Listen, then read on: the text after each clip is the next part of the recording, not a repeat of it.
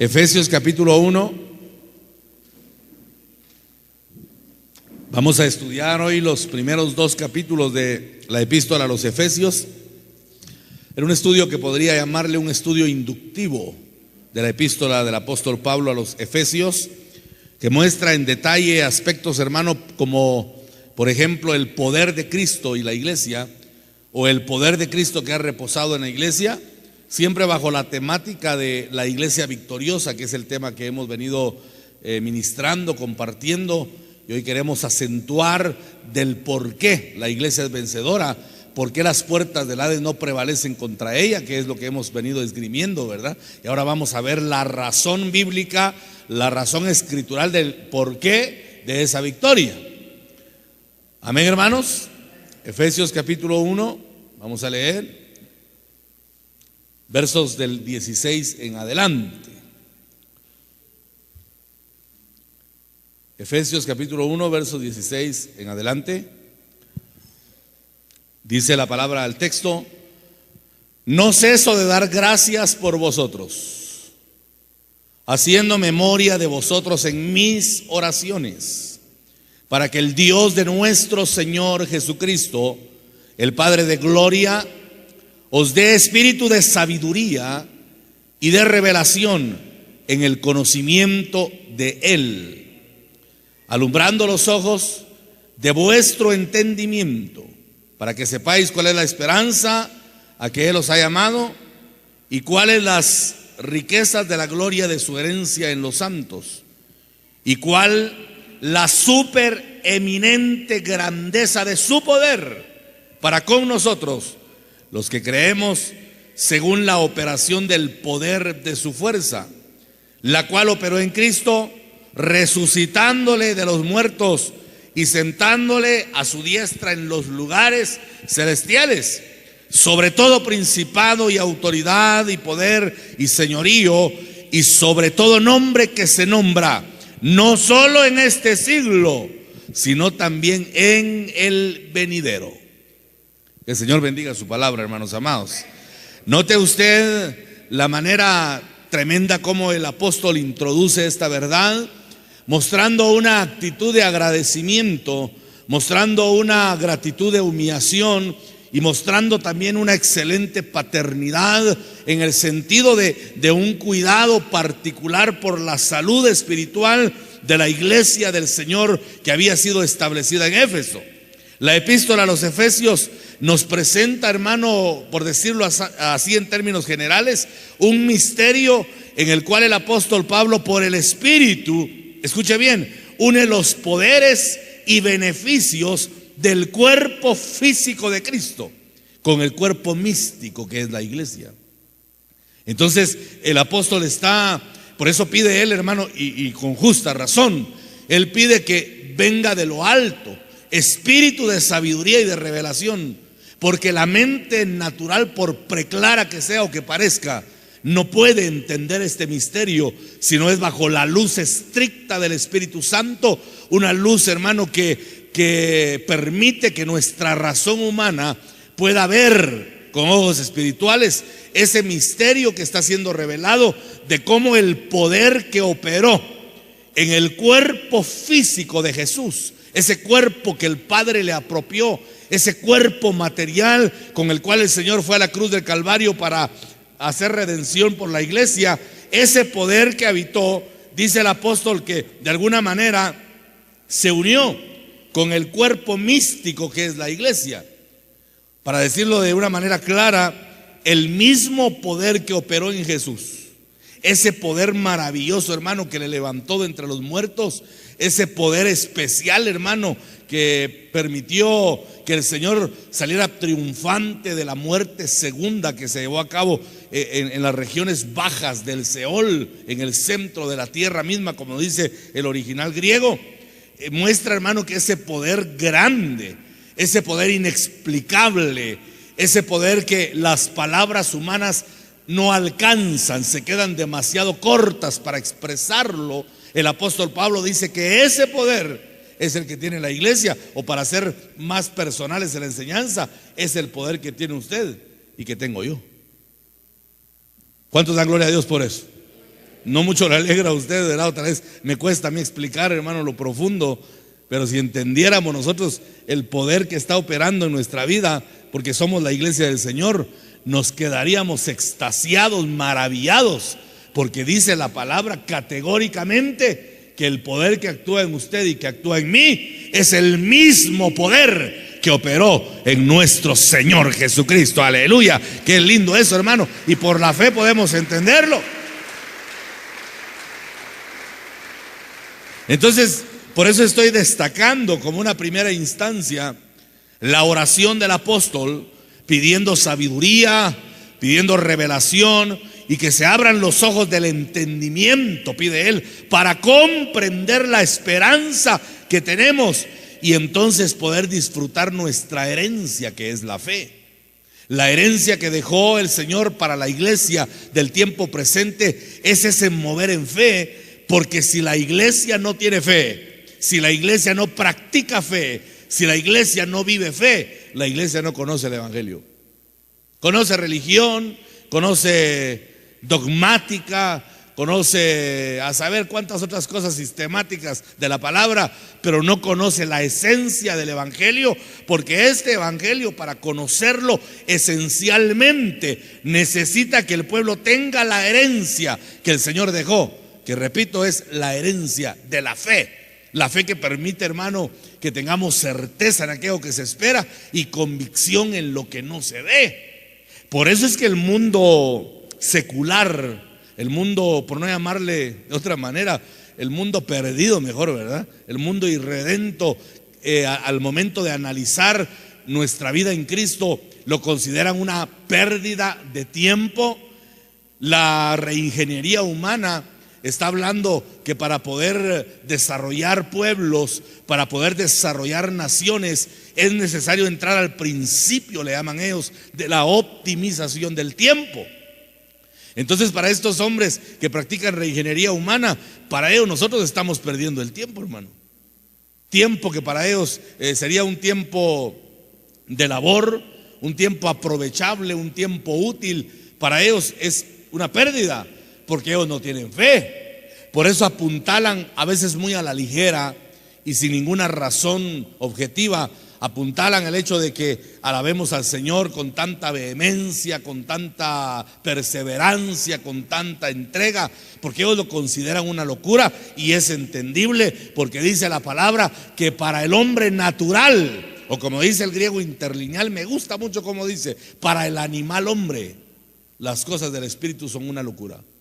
Así es el griego, para el animal hombre, pero alguien vino y con mayor respeto escribió para el hombre natural, pero a mí me gusta más decir el hombre animal, porque el que no tiene a Cristo, hermano, es ánima nada más, es alma, o sea, no vaya usted a relacionarlo con un perro, aunque también son animales, ¿verdad? Pero me refiero a que solo tienen un alma activa, porque su espíritu está allí, pero no está activo. En cambio, en el caso de la iglesia, de usted y de mí, en el momento que conocimos al Señor, nuestro espíritu se activó, y por eso nosotros ya no somos guiados por el alma, sino guiados por el espíritu que se conecta con el Espíritu Santo del Dios Todopoderoso. Aleluya, dele palmas al Señor por esa verdad. Es el espíritu el que nos guía de espíritu a espíritu para entender estas verdades. Entonces, hermano, quiere decir que hay dos puertas que conducen a la promesa de Dios. Una es la fe, que trae lo futuro al presente. La fe trae lo futuro al presente. Pero ¿cómo conocer a una iglesia triunfante? Porque ese es el tema y no me quiero apartar de él. ¿Cómo conocer a una iglesia triunfante que vive fe? Porque le he hablado de vivir fe. Y para vivir fe, hermano, para conocer quién es un hombre o una mujer de fe, para conocer quién es un hombre y una mujer de fe de verdad, basta con ponerle obstáculos, dificultades, grados de dificultad.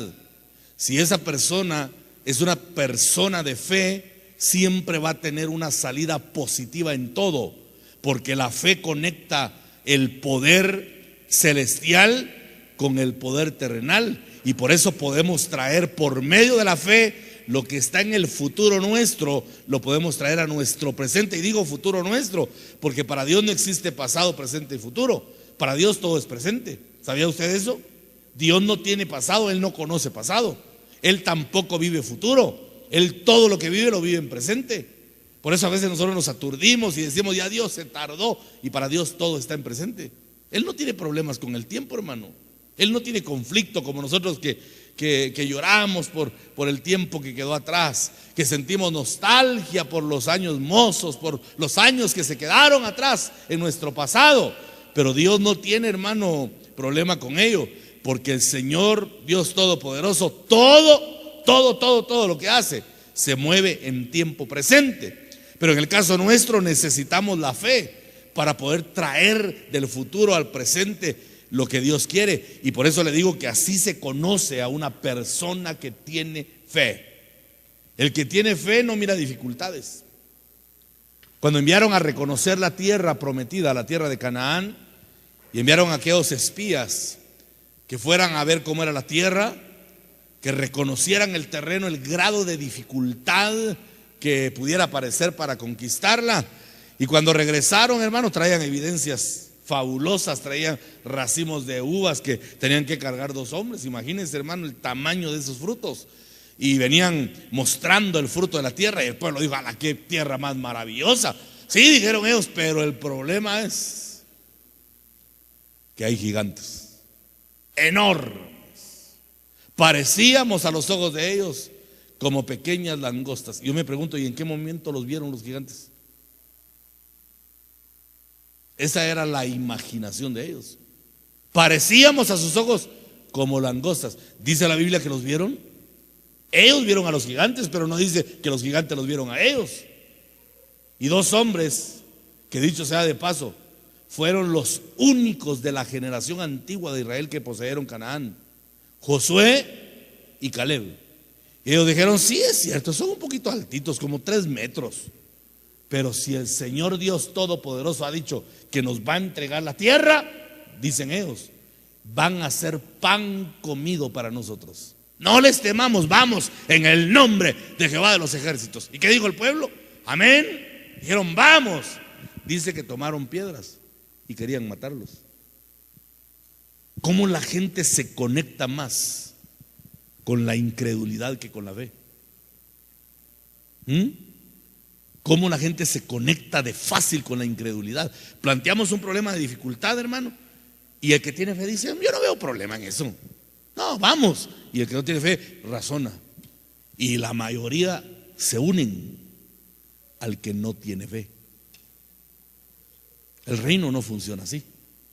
Este reino fue diseñado para que tomemos nuestra herencia, que es la fe, y que por medio de ella podamos tomar, óigame bien, lo que querramos en Dios. Lo que querramos. Él ha prometido medida buena, apretada y remecida. El problema es cuánto quiero tomar. Y la forma humana de tomar lo que Dios provee es por medio de la fe. Si no tenemos fe, entonces realmente estamos caminando solo con nuestra fuerza humana. Y hermano, ¿a dónde podemos llegar con nuestra fuerza humana? Le pregunto, ¿qué tanto podremos avanzar con nuestra fuerza humana? Nuestra fuerza humana, dice la Biblia que el hombre es como la flor del campo, que nace por la mañana y por la tarde pierde todo su esplendor, hermano. Somos pasajeros, somos de corta duración, somos transitorios. Pero cuando se tiene fe, entonces la fe, hermano, nos lleva aceleradamente a cosas grandes en Dios. Me gustó mucho lo que dijo el hermano Paris cuando predicó acá, el día que amablemente la iglesia decidió hacer un agasajo por un año más de vida que el Señor me regaló. Me gustó mucho. Él dijo, la gente que hace cosas que nadie ha hecho es la que ve cosas que nadie ha visto. Porque todos, hermanos, nos conformamos a lo común. ¿Quién se atreve a hacer más de lo común? ¿Quién tiene fe para avanzar más allá de lo que se puede ver? ¿Quién puede creerle a Dios y dejar a un lado, hermano, los obstáculos y las circunstancias adversas? Porque ¿acaso no tenemos al Dios Todopoderoso? ¿Cuántos creen que el Dios que tenemos es todopoderoso? Pero entonces, ¿por qué nos detenemos en los proyectos? Si conocemos al Dios que todo lo puede, ¿por qué nos detenemos, hermano? ¿Por qué? ¿Por qué frenamos nuestro avance? Porque medimos todo en base a nuestra capacidad. Y si medimos todo en base a nuestra capacidad, con todo respeto, no tenemos fe. El pueblo que tiene fe se involucra. Ayer me acompañaron algunos hermanos al aniversario de una iglesia que estaba celebrando 29 años de existencia. Una iglesia trabajadora, hermano. Y comentaba el pastor que en la actividad, que por cierto, ellos acostumbran cada aniversario darle de comer a todos los invitados. A todos los invitados. Y un plato no escaso, hermano. Un plato abundante. No una comida sencilla, una comida sabrosa. Amén. ¿Cuál será el costo para darle a todos? Trabajando, decía el pastor, nadie se quedó sin trabajar. Hasta el departamento de niños tuvo función y una comisión que realizar. Hasta el más pequeñito de la iglesia trabajando. ¿Cómo no van a prosperar así los proyectos, hermano? Pero es gente que tiene fe. Yo creí que, porque recuerdo que mi hermano me había comentado una ocasión que ellos trabajaban un año para hacer eso, pero estaba escuchando que trabajaron 3 meses nada más. Y no vi a ninguno, sinceramente, hermano. Cuando yo entré al templo vi una gente con gozo. Dicen a mí los hermanos que me acompañaron, ¿o vieron ustedes algún triste por ahí, alguno cabizbajo o alguno como que estuviera chupando limón de la cólera? Ese pueblo estaba gozoso, habiéndose fajado desde temprana hora, hermano, para celebrarle culto al Señor. Pero ¿qué hicieron ellos? Tomaron su fortaleza física, la pusieron a disposición del Señor, la mezclaron con la fe, y entonces vieron la gloria de Dios, porque el lugar estaba totalmente abarrotado, estaba lleno. Porque un pueblo que tiene fe es el único capaz de ver la grandeza y el poder de Dios, que ha prometido cosas grandes para la iglesia triunfante y victoriosa. Pero si no tenemos fe, las puertas del Hades van a prevalecer contra nosotros. Lo que Jesús dijo que no iba a pasar. Pero si la iglesia no echa mano de su herencia, que es la fe, y la iglesia no es capaz de traer lo futuro al presente, entonces no existe fe, hermano. Pero para que la fe se mantenga activa, porque a veces tenemos episodios de fe, a veces tenemos facetas de fe, tenemos vislumbres de fe, pero se apagan muy rápido, porque hay que mezclarlo con el otro aspecto, la otra puerta que conduce a la promesa de Dios, que es la esperanza. Porque la fe trae lo futuro al presente y la esperanza mantiene ardiente el anhelo a fin de recibir lo que está determinado para el futuro. Mantiene ardiente el anhelo a fin de recibir lo que está determinado para el futuro. Le escuché a alguien un testimonio, a un ministro del Señor, que hablaba acerca del dar con un propósito puro. Dar con una genuina intención. Porque, hermano, cualquiera, decía ayer en una reunión que tuvimos acá, cualquiera puede dar sin amor, pero es imposible que alguien que ama deje de dar. ¿Me expliqué en eso? Cualquiera puede dar sin amor, cualquiera. Alguien puede tomar una contribución y darle de mala gana. Ahí está, pues, ahí está, ya no me moleste. Ya dio sin amor. Pero es imposible que alguien que ama no dé. Porque la manifestación evidente de uno que ama es el dar. Si Dios, que es Dios, dice la Biblia que amó de tal manera al mundo que dio. Y no dio una bagatela, hermano. No dio una nimiedad. ¿Qué dio el Señor? Dio a su Hijo unigénito, al Cristo de la gloria, porque amó de tal manera al mundo que ese amor eterno de Dios, al momento de expresarse, se expresó en el dar. Bueno, pero ¿por qué sale esto? Una niña apasionada por Dios, una niña enamorada de Jesús, hermano, anhelando en su corazón en un templo pequeño, un templo pequeñito, anhelando buscar el rostro del Señor. Pero el lugar era tan pequeño que se abarrotaba de inmediato. Y de repente el pastor de la iglesia la encontró fuera del templo, en una esquina, llorando. Y se acercó a ella y le dijo: ¿por qué lloras, niña? Y ella le dijo: porque quería entrar a mi clase de escuela dominical y no pude entrar porque ya el lugar estaba lleno y me dijeron que ya no había espacio para mí, que no había lugar. Y por eso estaba llorando, porque tenía anhelo de buscar a Dios. Ahí faltaba espacio, aquí sobra espacio. Otra vez por el clásico, ¿verdad? Bueno, pues estuvo bien ganado, eso es lo importante. Bueno, pero mire, hermano, después de ello la niña era tan pobre que, a saber si la precariedad, era huérfana, era huérfana de padre, solo tenía nada más a su mami, que tenía muy poco recurso, y al tiempo la niña falleció. Y el pastor tomó la tarea o el privilegio de darle sepultura. Pero lo que conmovió y estremeció a ese hombre es que después de que la sepultaron, la madre se acercó con lágrimas y le dijo: pastor, aquí hay algo que mi hija dejó con mucho amor. Un sobre que con su letra decía: ofrenda para que hagan otra aula de niños en mi iglesia. 58 centavos de dólar. La noticia estremeció al pastor, al punto que él lo divulgó y impactó tanto eso que la prensa se acercó también para ver la actitud de amor de una niña que estaba dando algo realmente insignificante en relación a lo que se pretendía o lo que ella deseaba que se hiciera.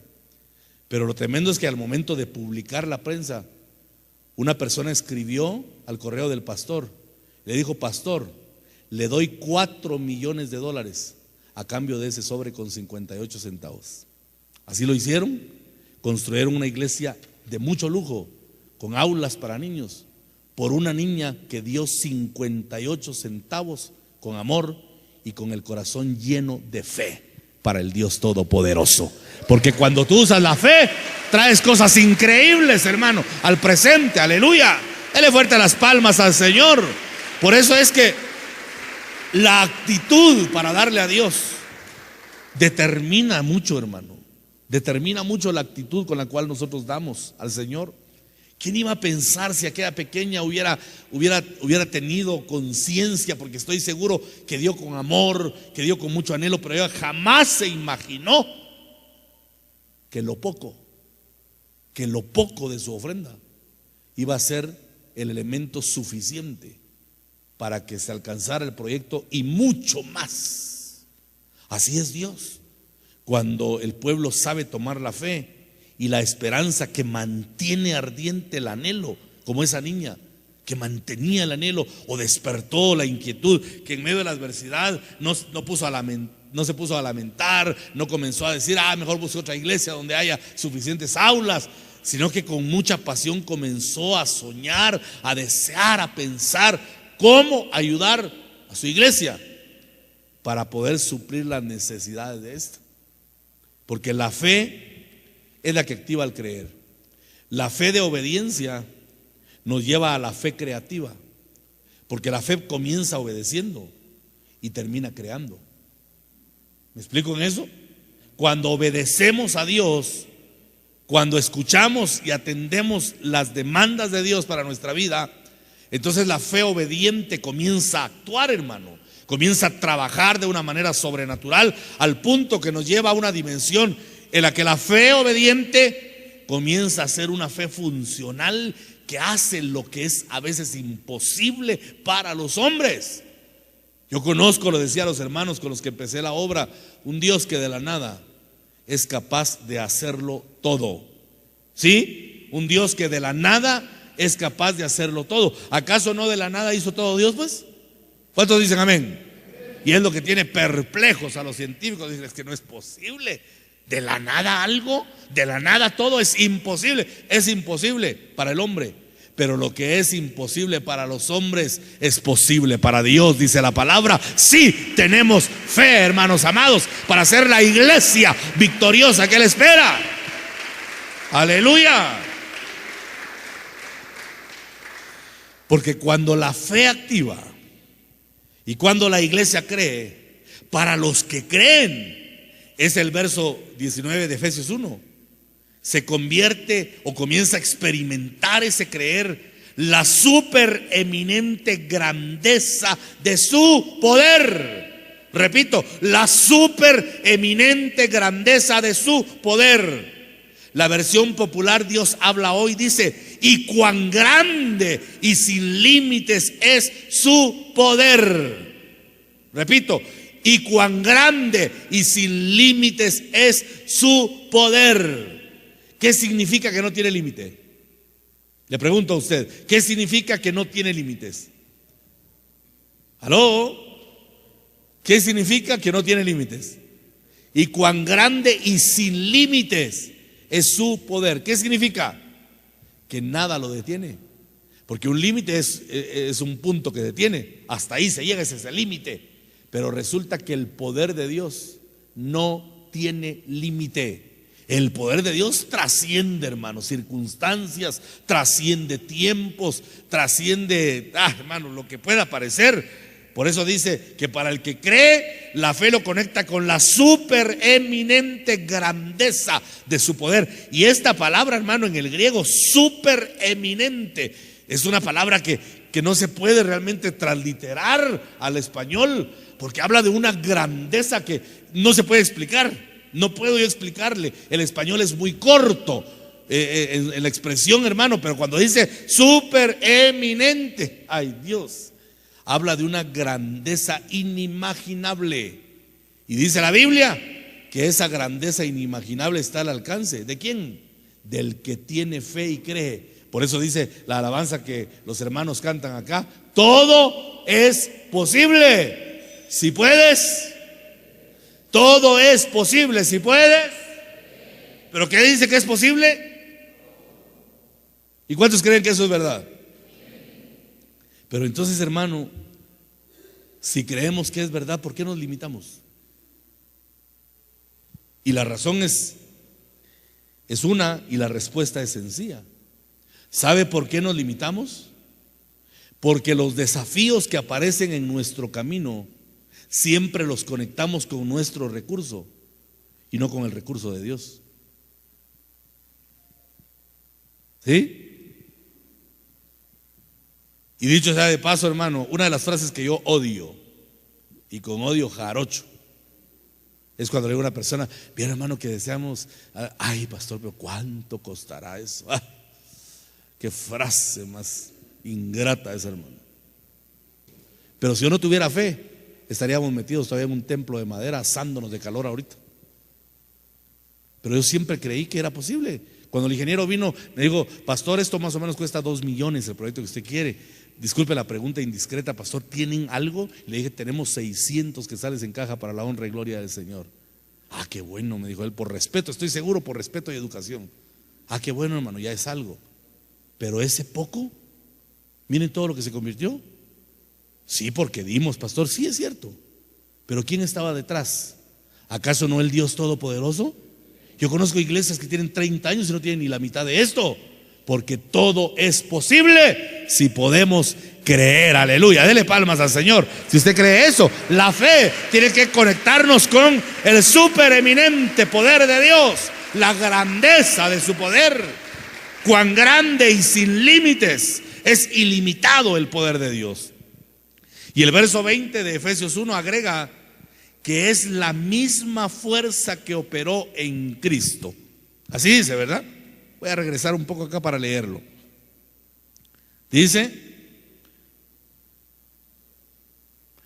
verso 18: alumbrando los ojos de vuestro entendimiento, para que sepáis cuál es la esperanza a que Él os ha llamado, y cuáles las riquezas de la gloria de su herencia en los santos, y cuál la supereminente grandeza de su poder para con nosotros, los que creemos. Esto es solo para los que creen. El que no cree no conoce la supereminente grandeza de su poder, según la operación del poder de su fuerza.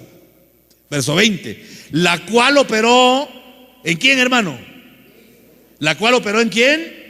En Cristo. ¿Y cómo operó? Resucitándole de los muertos y sentándole a su diestra en los lugares celestiales. Hermano, ese poder, esa grandeza que Dios nos ha dado, hermano, ese poder es el mismo que resucitó a Cristo.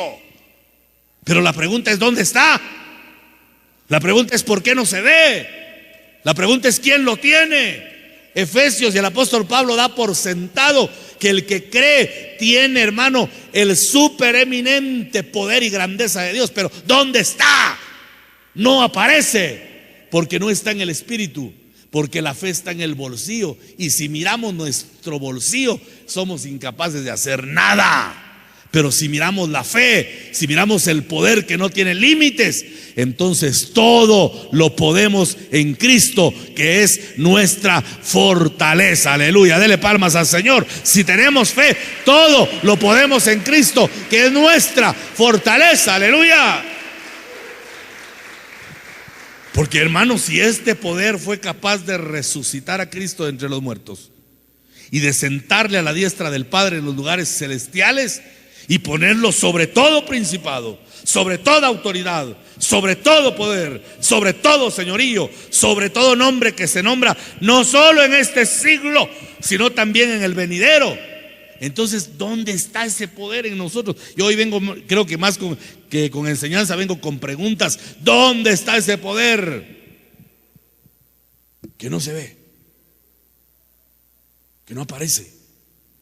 ¿Dónde está el poder de la fe?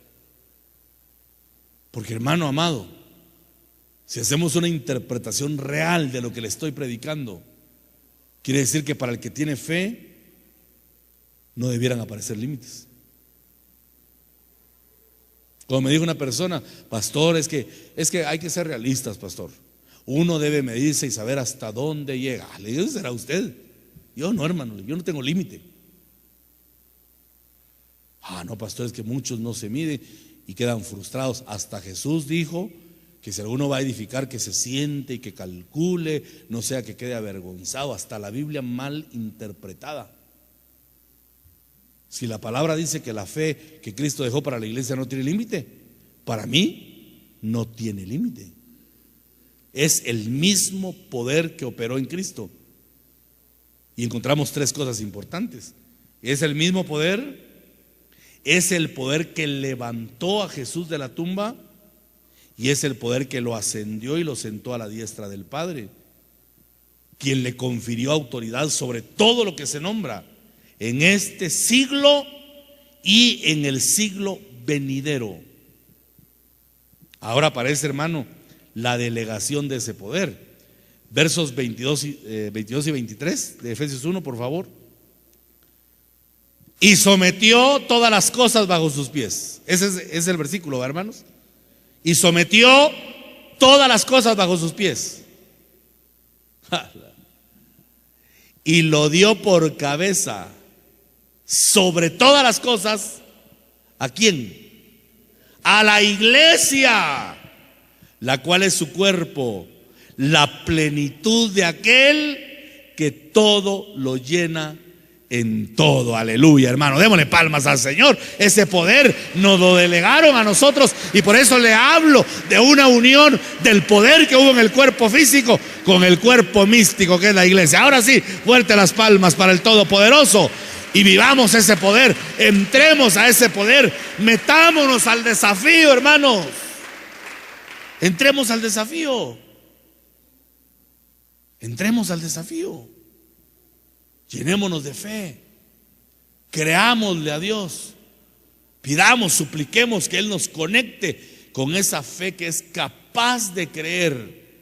Y entonces vamos a ver la gloria de Dios manifestarse de una manera especial. Ahora, ¿cómo hace el Señor esto? ¿Cómo es que opera ese mismo poder? Porque la enseñanza de hoy es que el mismo poder que operó en el cuerpo físico de Jesús es el mismo poder que está operando en la iglesia. Pero yo sigo con la pregunta, ¿dónde está ese poder? ¿Cómo es que Él entregó ese poder a la iglesia? Y voy a hablar de aspectos, hermano, porque debe haber iglesia que sí tiene ese poder. ¿Cómo funcionó la delegación? Número 1, dándonos vida. Dice Efesios 2:1, y Él os dio vida a vosotros cuando estabais muertos en vuestros delitos y pecados. ¿Qué hizo el Padre con Jesús? Lo resucitó de entre los muertos. ¿Qué hizo Jesús con nosotros? Nos dio vida y nos sacó también de entre los muertos. Versículo 2 de Efesios 2. En los cuales anduvisteis en otro tiempo, siguiendo la corriente de este mundo. Hermano, abroche el cinturón. El que sigue la corriente de este mundo no ha salido de sus pecados. ¿Está claro? El que sigue la corriente de este mundo no ha salido de sus pecados. Porque dice Efesios 2:1, y Él os dio vida a vosotros cuando estabais muertos en vuestros delitos y pecados, en los cuales anduviste en otro tiempo, siguiendo la corriente de este mundo. Entonces, si alguno sigue la corriente de este mundo, todavía está en sus pecados. Conforme al príncipe de la potestad del aire, el espíritu que ahora opera en los hijos de desobediencia. Entonces nos dio vida, nos resucitó.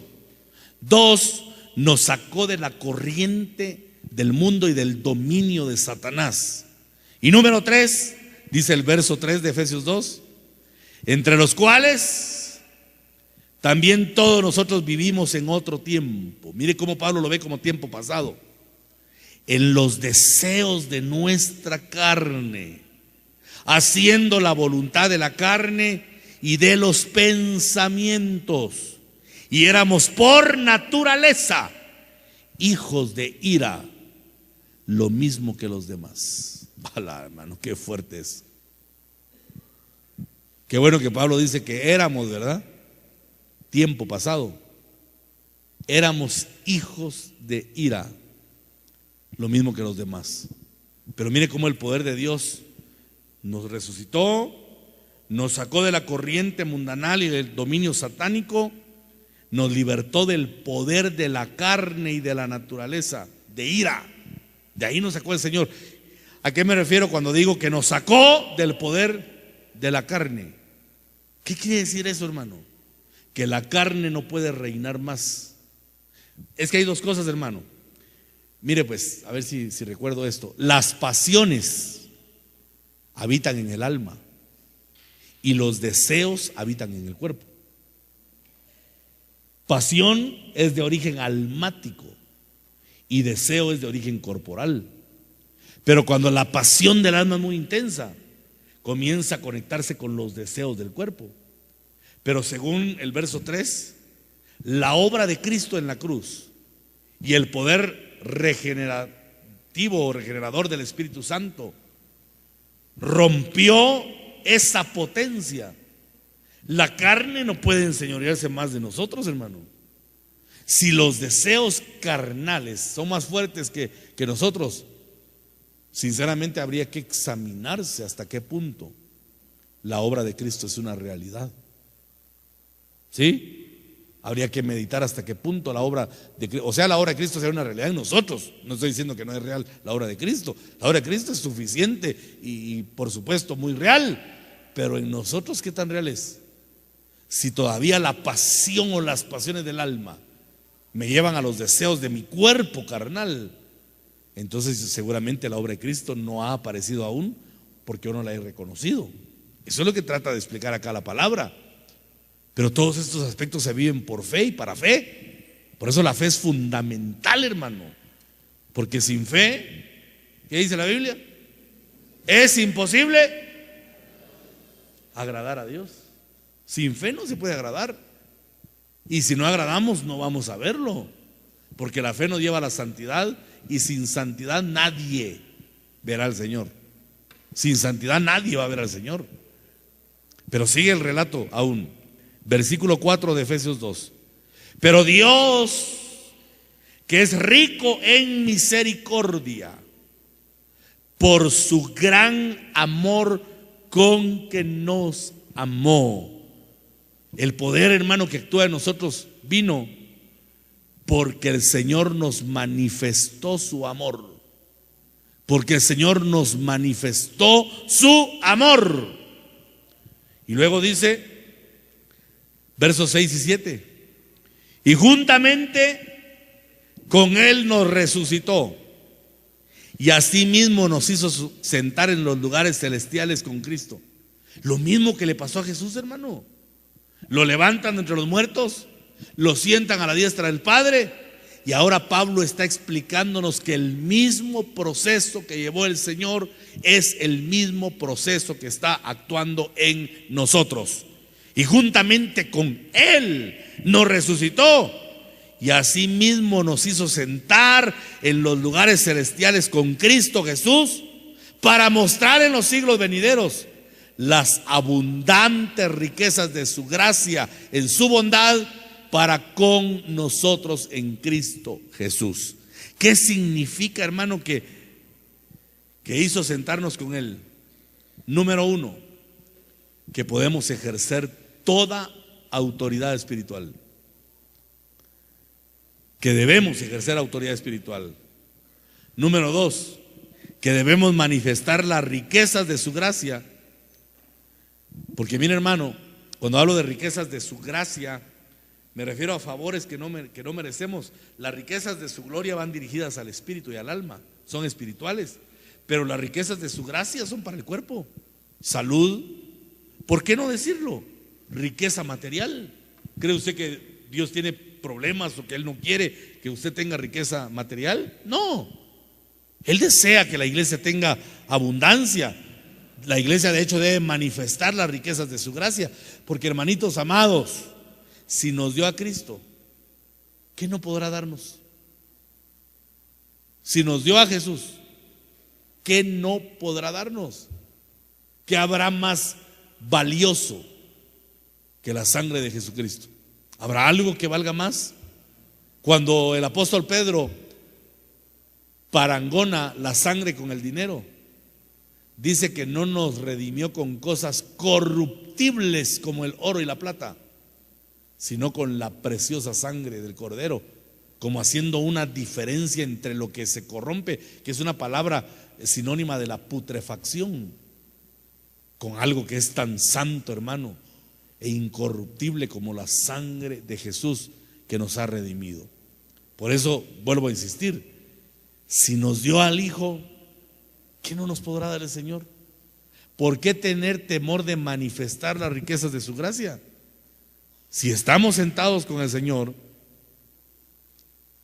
juntamente con Él a la diestra del Padre, ¿dónde está la autoridad? ¿Y dónde está la manifestación de las riquezas de su gracia? Pero por cierto que estos beneficios no son automáticos en el creyente. Debe haber entrega y devoción para que el verbo se haga carne. Porque sin la persona de Jesús dentro de nosotros, la doctrina es invisible. Repito, sin la persona de Jesús dentro de nosotros, la doctrina no se puede ver.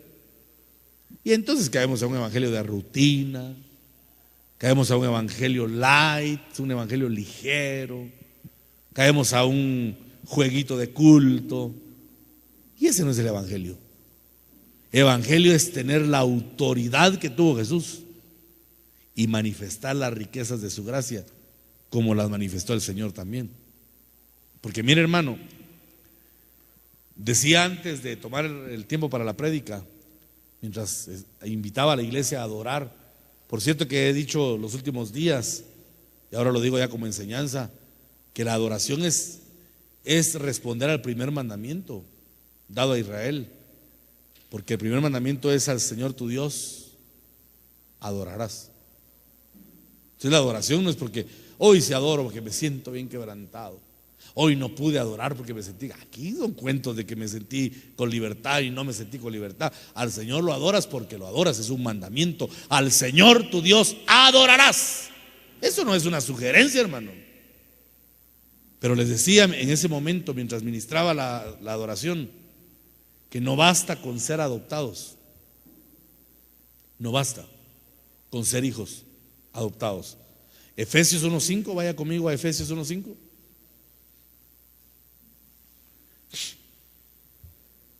Dice: en amor, habiéndonos predestinado para ser adoptados hijos suyos por medio de Jesucristo, según el puro afecto de su voluntad.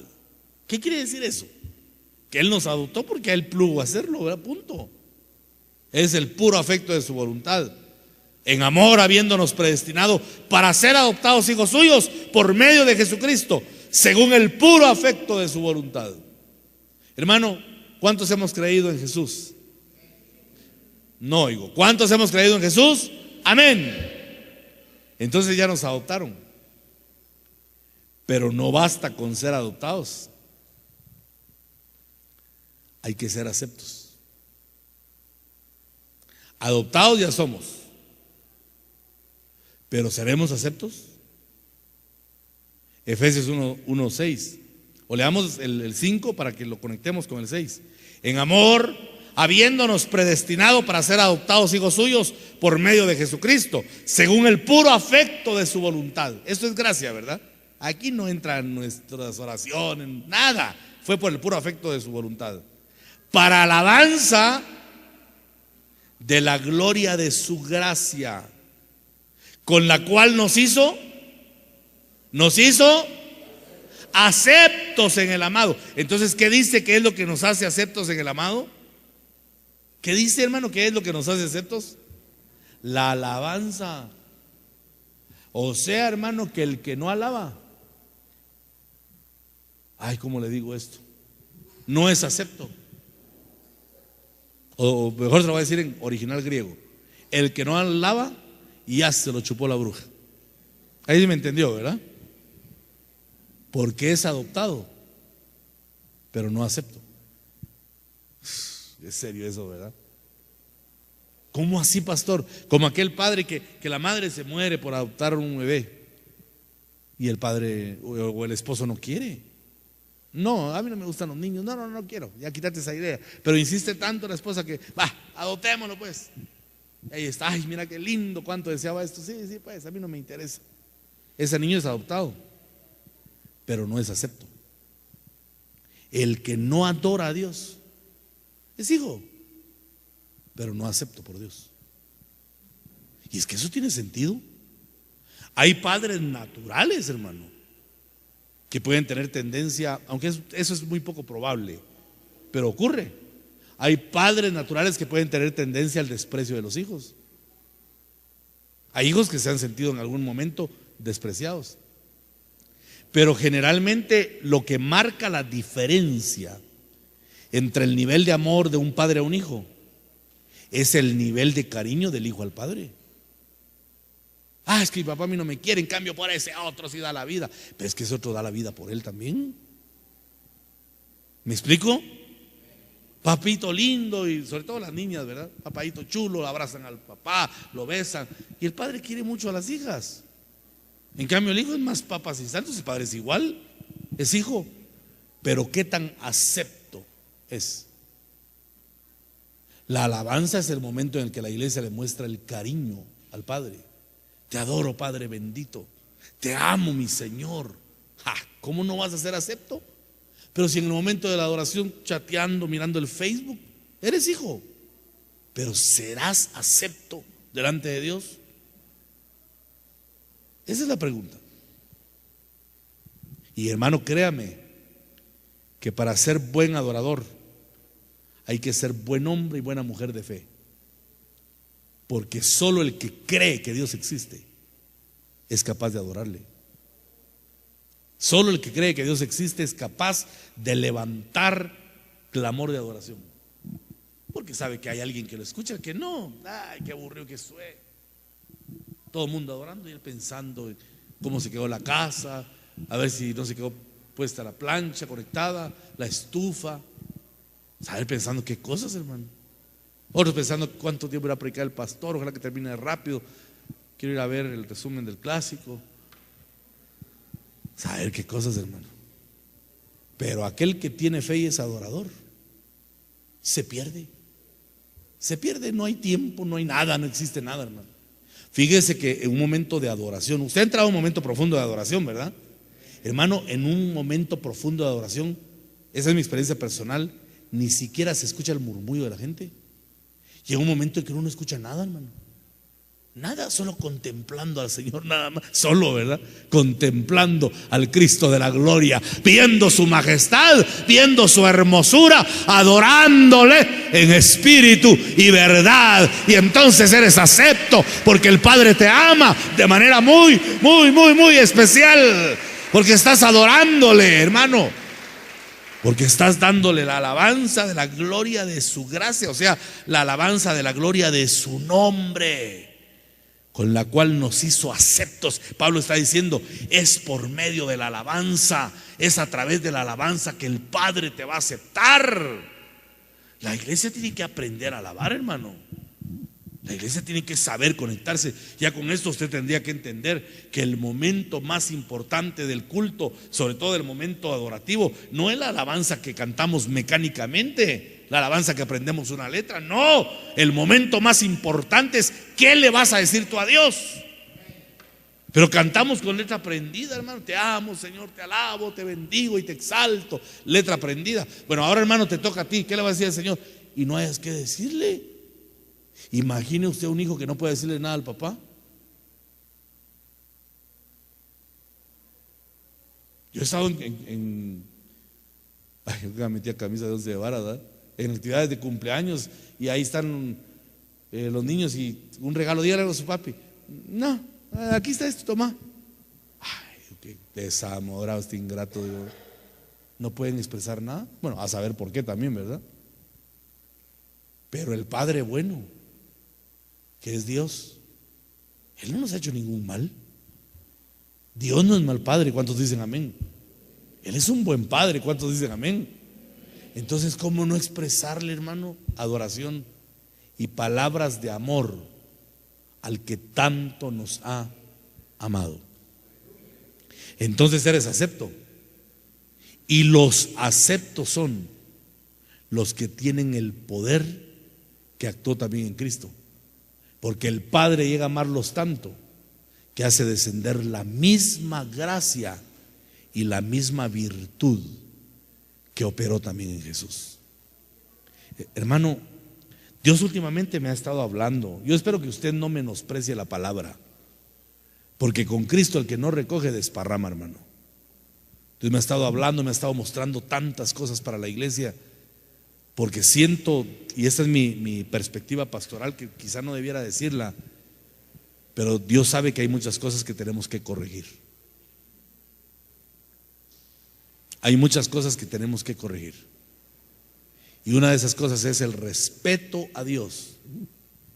Porque, hermano, estaba yo también sacando algunas conclusiones o haciendo unas deducciones. El que no ama y no respeta a Dios, ¿cómo va a amar y a respetar a un hombre? Como aquel juez malvado que ni temía a Dios ni respetaba a hombre. ¿Y por qué no respetaba a hombre? Porque no temía a Dios. Porque el que teme a Dios sabe respetar también a autoridad. Pero si no tenemos amor a Dios, somos adoptivos, pero a saber si seremos aceptos. Y yo quiero ser acepto. ¿Y usted? Que el Padre diga, hermano, como Jesús, ¿verdad? Aunque sería mucho pedir. Qué lindo cuando se ve la voz celestial. Este es mi Hijo amado, en quien tengo complacencia. Este es mi Hijo amado. Le hago una pregunta de escuela dominical para niños. ¿Por qué amaba tanto el Padre a Jesús? A ver quién me responde. ¿Por qué amaba tanto el Padre a Jesús? Este es mi Hijo amado, en quien tengo complacencia. ¿Cómo? Por su obediencia. 100 puntos, hermanos. Por su obediencia. Entonces, ¿cómo vamos a ser nosotros también amados por el Padre? Por nuestra. Sencillo, ¿verdad? Pero ese paso sencillo No se imagina usted cuánto cuesta darlo. Y para ser la iglesia triunfante necesitamos este poder que operó en Cristo. Y para tener este poder que operó en Cristo tenemos que ser aceptos. Y para ser aceptos tenemos que ser buenos adoradores. Y para ser buenos adoradores tenemos que tener fe. Y para mantener la fe tenemos que sustentar la esperanza. Y para tener la esperanza tuvimos que haber nacido de nuevo. Ahí está en retrospectiva la enseñanza de hoy. Dios quiere una iglesia que sepa adorar a su Señor. ¿Cuántos dicen amén, hermanos? ¿Cuántos tienen gratitud para con Dios? ¿Cuántos aman a Dios? ¿Cuántos reconocen la hermosura de Dios? Entonces no cuesta adorarlo, ¿verdad? No cuesta adorarlo. Mira a los que se enamoran, y vuelvo otra vez a la carga con eso, ¿verdad? No les alcanzan las palabras, hermano. Los cuadernos se quedan cortos, ¿verdad? Tanto que expresan, hermano, porque están enamorados. No existe mujer más bella que tú. Es que no he visto ojos iguales. Y tal vez no son la gran cosa, ¿verdad? Pero para él no existe, porque está enamorado. Tantas expresiones. Entonces uno dice, ¿por qué no habrán expresiones para Dios? Se acaban en un minuto, hermano. El Dios que yo conozco es bello. Nos ha amado con amor eterno. Nos ha dado abundante misericordia. Entonces, ¿cómo no adorar? Dice una alabanza, tu fidelidad.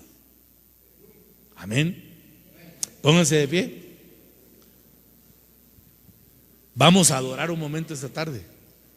A ver qué tal, pues. No lo vamos a hacer mecánicamente.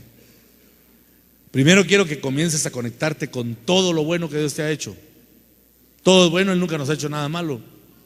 Pero cuando digo conéctate con todo, es para que valoremos tantas cosas que hemos recibido de Dios.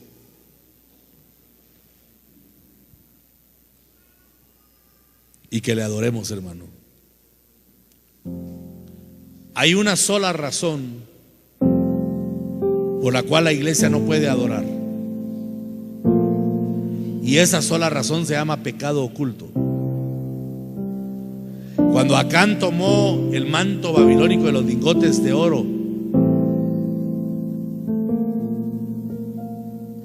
le dijo el siervo de Dios: hijo, alaba al Señor. Y no pudo. Hijo, alaba al Señor. No pudo. Porque lo único que puede ahogar tu voz adorativa es el pecado oculto. Pero si no hay pecado oculto, tú puedes alabar a Dios y hacer que el cielo se estremezca, para que el Padre diga: ahí están mis hijos amados, en los cuales tengo contentamiento. Levanta tus manos y enseguida levanta tu voz y dile: te adoro, Señor. Te adoramos, Señor. Te bendecimos. Cuán excelso eres, bendito Rey. Cuán grande eres, Señor.